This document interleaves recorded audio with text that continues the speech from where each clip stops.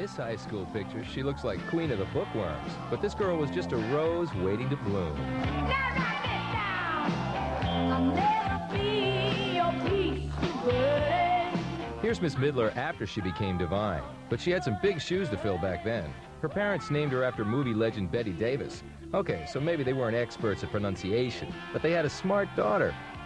Bette was a senior class president, valedictorian, and a member of the National Honor Society. But she had other talents. I was always funny. I always played the second banana in the school plays. I always played, you know, the wisecracking Eve Arden part. But every comic wants to be a tragedian, and every tragedian wants to be a comic. Some say love.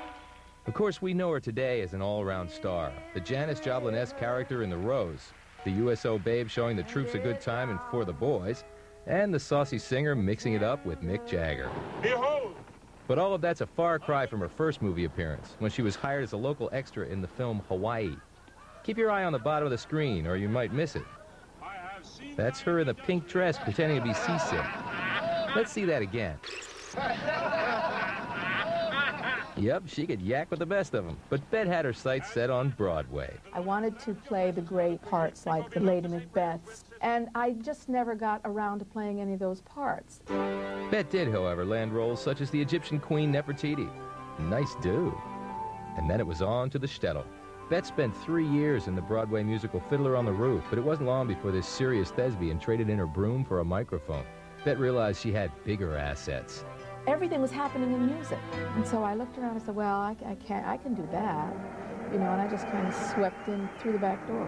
But you got to have friends.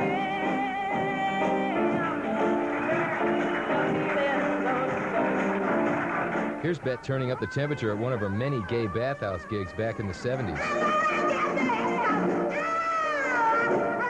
Whoa, you want some fries with that shake? Hold on. Anyone recognize this young talent? It's Barry Allen Pincus, a.k.a. Barry Manilow. Barry started out tickling the ivories in Bette's backup band. He would later find his own road to fame, and Bette hardly needed help from the man who writes the songs. She was a one-woman force on her way to stardom, and about to get her big break.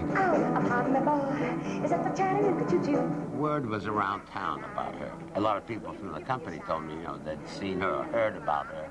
And I said, well, I've got to go see her. So we went to this club, and here was this very small lady, extremely curvaceous, beautiful, and very sexy. You leave the Pennsylvania station at a quarter to. I'll read a magazine and then you in Baltimore. A dinner on the diner, another go behind them. I'll let you have your hamburgers and carol.